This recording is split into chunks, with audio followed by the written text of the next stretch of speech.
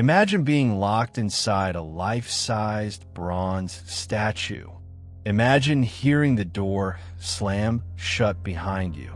Imagine fire being lit beneath your feet, and the last sound the world ever hears from you is not a scream, but the roar of a bull.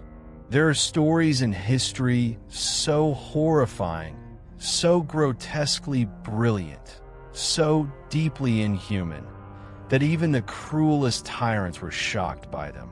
And this is one of those stories, because in the 6th century BC, a ruler in Sicily was presented with a device so ingeniously sadistic that even he demanded to see it tested.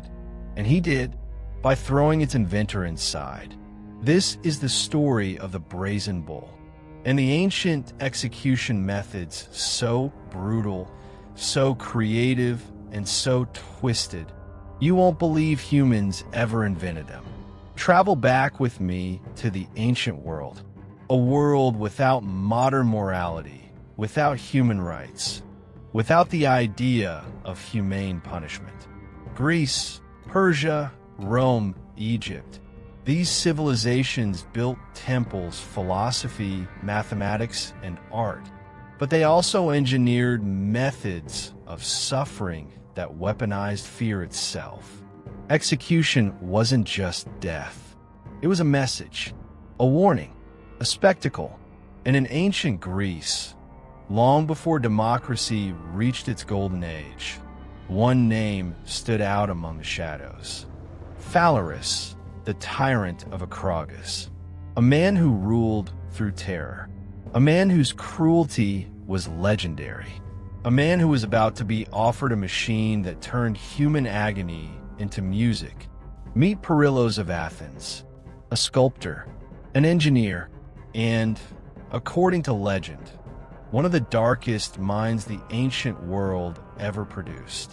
To impress Phalaris and win his favor, Perillos created a masterpiece of horror, a hollow bronze bull, the size of a real living beast, perfectly smooth, perfectly sealed, perfectly engineered for suffering. A small, narrow door led into its belly.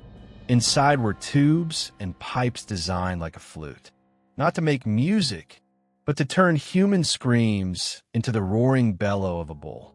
Fire would heat the metal. The victim inside would roast slowly. The steam from their flesh would hiss from the bull's nostrils. A sculpture that breathed, a torture that performed, a death that became theater. Perillos proudly presented his invention to Phalaris. He expected praise. He expected wealth. He expected immortality. He got immortality, but not in the way he hoped. When Phalaris saw the bull, he was horrified, not because it was too cruel, but because it was too perfect.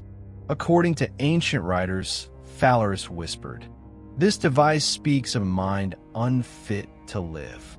And then came the moment that turned this legend into one of history's most poetic acts of revenge.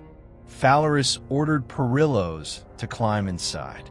It was only a demonstration, he said. Just a test. Just a moment. The sculptor obeyed.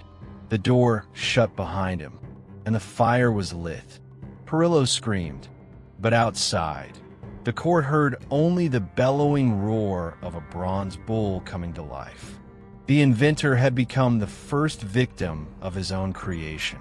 Some accounts say Phalaris pulled him out just before death, only to throw him off a cliff to finish the execution.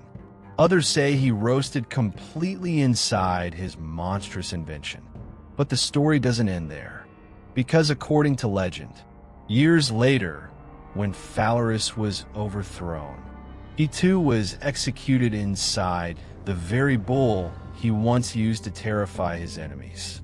A perfect circle of cruelty, a tyrant cooked in the flames he once commanded. Whether every detail of the story is true or exaggerated, one thing is clear. The idea of the Brazen Bull was powerful enough to survive thousands of years.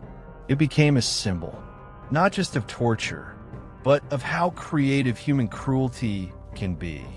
Ancient writers from Pindar to Diodorus Siculus describe it. Roman historians repeat it. Medieval scholars debated whether it ever truly existed. But its legacy persisted because it represented something much larger. A device where suffering was turned into spectacle, where death became performance, where pain became sound. And it wasn't the only brutal method the ancient world invented. In Athens, citizens could be executed by hemlock, a peaceful poison compared to what slaves endured: beatings, stoning, or exposure.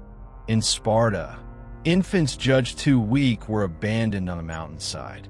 In Persia, enemies could be buried alive or placed between hollow logs to be eaten slowly by insects. In Rome, crucifixion, the most agonizing, publicly humiliating execution of its time, was reserved for slaves and rebels. The ancient world was brilliant, but it was also merciless. The Brazen Bull forces us to confront a disturbing truth. Human cruelty isn't random. It's engineered, designed, perfected. It is creativity twisted inward, art turned into a weapon. Why do devices like this exist? Because power, throughout history, has always relied on fear. A ruler who controls your death, controls your life. The Brazen Bull wasn't just a torture device. It was a message. Define me, and your suffering will become legend. And fear like that can keep a whole city obedient. So what does the Brazen Bull really teach us? That humanity's brilliance and humanity's brutality often walk hand in hand. We build temples and torture chambers. We create philosophy and machines of death. We can produce beauty and monsters. And sometimes the monster isn't the device, but the mind that invented it. So I'll leave you with a question. If a sculpture could turn screams into music, what does that say about the civilization that wanted to hear it? Tell me your thoughts below. Would you want me to cover more of history's darkest execution methods?